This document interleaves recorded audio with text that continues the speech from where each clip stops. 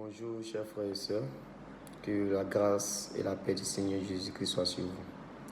J'avais fait une première vidéo que j'avais postée pour présenter un peu la doctrine que nous prenons, celle du Seigneur Jésus-Christ. Et j'ai eu plusieurs commentaires des personnes qui me disaient que je fais comme Gédéon, je prêche la même chose que Gédéon, tout et tout. Bon, je vais répondre à ces personnes-là déjà pour dire que je ne suis pas de l'église de Gédéon, mais je suis de l'église du Seigneur Jésus-Christ. Et je pense que le grand frère Gédéon aussi est de l'église du Seigneur Jésus-Christ. Voilà. Si vous pensez que je prêche la même chose que Gédéon, c'est normal. Parce que Gédéon prêche la vérité. Et cette vérité-là ne vient pas de Gédéon, ça vient du Seigneur Jésus-Christ. Il a dit dans sa parole qu'il allait faire de toutes les nations mes disciples, baptisez-les au nom du Père, du Fils et du Saint-Esprit. Vous savez, il y a une seule vérité. Et cette vérité, on la trouve dans la Bible. Donc, normalement, tous ceux qui sont du Seigneur Jésus-Christ devaient avoir un même langage. Voilà. Et tous ceux qui prêchent autre chose que la doctrine que nous prenons ne sont pas de Jésus-Christ. Voilà. Parce que Gédéon prêche. Moi aussi, je prêche. Mais vous pensez que je suis de l'église de Gédéon, bien je suis de l'assemblée de Gédéon, non. Moi aussi de l'église Seigneur Jésus-Christ de la GESCO. Voilà, je fais mon culte à la GESCO, à Yopougon GESCO. Donc je ne suis pas de l'assemblée de Gédéon. Mais vu que nous prêchons le Seigneur Jésus-Christ et que la doctrine du Seigneur Jésus-Christ est unique, vous aurez l'impression que nous sommes dans la même assemblée. Et je rends gloire à Dieu pour ça. Parce que là au moins on sait que le Seigneur Jésus-Christ a vraiment laissé ses véritables serviteurs dans le monde. Et moi je rends gloire à Dieu. Vraiment. C'est un grand frère que j'admire beaucoup à ses prédications. C'est quelqu'un qui a le courage d'affronter les gens sur le terrain. Il n'est pas comme les autres pasteurs, ceux qui se font appeler archibishop, bishop, et qui sont dans les temples, ils n'arrivent même pas à aller dans les lieux publics pour pouvoir défendre ce qu'ils prêchent. En réalité, c'est parce que ce sont des menteurs. Parce que la parole de Dieu est claire. Vous êtes lumière et la lumière doit briller. On n'allume pas une lumière pour la cacher. Et si ce qu'ils prêchent est vraiment vrai, ils vont venir à la place publique afin de défendre ce qu'ils prêchent. Le Seigneur Jésus-Christ, étant lui-même Dieu, venait dans les lieux publics afin d'annoncer la nouvelle. Il n'avait pas peur des questions. Voilà. Et je pense que le Seigneur Jésus-Christ va nous donner la force, va permettre que je puisse aussi aller sur les places publiques afin de prêcher sa parole. Ce sont des choses que nous avons déjà mis dans nos programmes. Voilà. Il n'y a pas longtemps, j'ai regardé une vidéo d'un gars là qui dit qu'il était chrétien et il s'est converti à autre chose. Et quand je regarde sa vidéo, regardez ce qu'il donne comme justificatif pour quitter l'église et pour aller à autre chose. Mais quand j'ai regardé sa vidéo, j'ai vu qu'en réalité c'est un gros plaisantin. Voilà. Regardez ce qu'il donne comme argument. Il dit que lui, il a quitté le christianisme parce que quand il a lu, il a remarqué que la vie de Jésus-Christ a été relatée par ses disciples 45 ans après, d'autres 40 ans après et autres. Donc il dit, quelque chose qui a été relaté 45 ans après ne peut que être fausse. Ça va faire rire. Mais regardez comment le gars, il s'induit lui-même en erreur. Tu refuses que ce qui a été écrit 45 ans après soit vrai, mais tu crois en quelque chose qui a été écrit 600 ans après. C'est quoi? La vie de Jésus qui a été relatée 45 ans après, tu trouves que c'est fausse, mais la vie de Jésus qui a été relatée 600 ans après, tu trouves que c'est ça qui est vrai. Et j'ai vu qu'il y a trop de plaisantins dans ce monde. Voilà, il y a trop de plaisantins. Si tu veux quitter quelque chose, il ne faut pas venir donner des arguments bidons. Voilà. Parce que le Seigneur Jésus, qui c'est clair dans sa parole. Ils étaient du milieu de nous, mais ils n'étaient pas de nous. En réalité, les gens pensent qu'on devient chrétien. On ne devient pas chrétien. On est chrétien. Parce que le christianisme, c'est une nature. De la manière que nous sommes nés hommes et qu'on ne peut pas changer ça, c'est de cette même manière qu'on est chrétien et on ne peut pas changer. Parce que ce que les gens ne savent pas, c'est qu'il y a deux postérités sur la terre. Il y a la postérité de Caïn et il y a la postérité de Jésus-Christ. Et quand tu es de Caïn, même si tu te retrouves parmi la postérité de Jésus-Christ, tu vas sortir.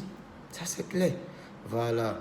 Donc, notre objectif en venant sur les réseaux sociaux, à la place publique et autres, c'est pas de venir dénigrer ou quoi que ce soit, mais c'est de prêcher la parole authentique du Seigneur Jésus-Christ. Là, ce que le Seigneur Jésus-Christ dit dans Jean 3, 34.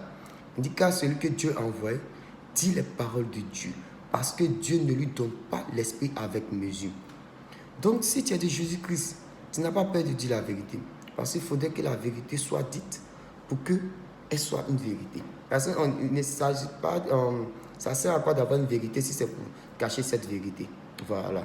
Donc, moi, je le redis encore, toute église où on vous dit que le chrétien perd le salut, cette église vient du diable. Parce qu'en réalité, ils ne connaissent même pas la notion du christianisme. Quand on dit chrétien, ils ne savent pas ce que ça veut dire. C'est pour ça qu'ils peuvent dire que le chrétien perd le salut. Une église aussi, où vous partez, puis on vous dit que femme peut prêcher, femme peut passer à la chair, femme peut enseigner. Frère, il faut sortir. Parce que cette église ne prêche pas Jésus-Christ. Voilà. Parce que le Seigneur Jésus-Christ n'a jamais confié une mission à une femme. Depuis l'Ancien Testament jusqu'au Nouveau Testament, jusqu'à aller dans l'Apocalypse, le Seigneur Jésus-Christ n'a jamais confié une mission à une femme. Voilà. Donc, sortez de ces assemblées. Si vous aimez le Seigneur Jésus-Christ et que vous voulez être sauvé, quittez ces assemblées. Car si tu restes dedans, que tu meurs, tu vas en enfer. Il n'y a pas raccourci. Voilà. Si tu vas aller en enfer, rentre dans un lieu où ces femmes qui dirigent. Mon frère, ton enfer est garanti. Donc la doctrine que nous prenons est authentique. Elle vient du Seigneur Jésus-Christ. Et je vais encore le redire.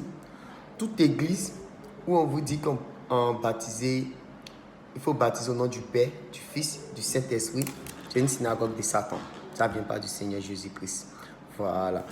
Et si vous êtes encore dans ces lieux, sortez de là. Voilà. Parce que le baptême se prend au nom du Seigneur Jésus-Christ. Voilà. Dans toute assemblée où on vous dira que Marie intercède pour vous auprès de Dieu, sortez de là. Parce que Marie même n'a jamais vu Dieu. Voilà. Elle n'est même pas où Jésus est. Donc elle ne peut même pas intercéder pour vous. Toute assemblée où vous allez quand vous dites que la polygamie est un péché, sortez. Voilà. Non, sortez. Parce que ça prouve qu'ils n'ont aucune connaissance de la Bible. La polygamie est bel et bien biblique et ce n'est pas un péché. Voilà. Parce que les gens confondent souvent la polygamie et le vagabondage sexuel. Ce n'est pas la même chose, c'est deux choses très différentes. Voilà. Donc, ne restez pas dans des lieux et vous faites des conclusions. La Bible déclare que mon peuple périt par manque de connaissance. C'est parce que nous n'avons pas la connaissance que nous suivons des gens aveuglément. Mais aujourd'hui, Dieu permet qu'il y ait des gens dans les rues pour vous donner cette connaissance. Prenez la peine au moins d'analyser ce qu'ils vous disent, puisque les versets qu'on vous donne sont dans la Bible. On ne va pas chercher ça, on ne cherche pas ça ailleurs. C'est dans la Bible qu'on prend ces versets. Prenez la peine d'analyser et examiner réellement ce que vous êtes dedans. Est-ce que cela vient du Seigneur Jésus-Christ? Enfin, avant de tirer des conclusions. Parce que il ne sert à rien de rester à la maison pour dire non, il dénigre telle religion, il critique telle religion. On ne critique pas. On donne ce que le Seigneur Jésus-Christ nous a laissé comme héritage à ses enfants. Voilà. Mais ce qui est bon aussi, c'est que si tu es de la postérité de Jésus, tu vas venir à lui, ça c'est clair. Si tu es de la postérité de Caïn, tu vas aller à Caïn. Voilà. On ne force pas quelqu'un à être chrétien. Parce que le christianisme, c'est pas une idéologie ou quoi que ce soit, c'est une nature. Voilà. C'est une nature. Et il faudrait que tous ceux-là qui ont cette nature en eux puissent retrouver le chemin de leur paix. Donc, ne pensons pas que je copie Gédéon, moi je fais comme le grand frère Gédéon. Vraiment, vous tous qui pensez ça, je pense que vous vous trompez. Voilà. Je prêche le Seigneur Jésus-Christ. Et je sais que le grand frère Gédéon aussi prêche le Seigneur Jésus-Christ parce que c'est quelqu'un vraiment qui est pur dans ce qu'il dit. Moi, j'ai commencé à suivre Gédéon depuis 2005. 2005, j'ai commencé à suivre Gédéon. Mais moi, j'ai commencé à aller à l'église depuis 2002. Voilà. Avant ça, j'étais dans d'autres dénominations. Et le Seigneur Jésus-Christ m'a montré réellement la voie qu'il fallait suivre. Aujourd'hui, je pense que j'ai trouvé ma voie. Voilà. Et ça me réjouit quand je vois d'autres grands frères qui font ce que Dieu nous a donné des faits, comme Gédéon et ses frères. Vraiment, ça me réjouit. Voilà, je pense que très prochainement, je vais donner encore d'autres enseignements, d'autres exhortations.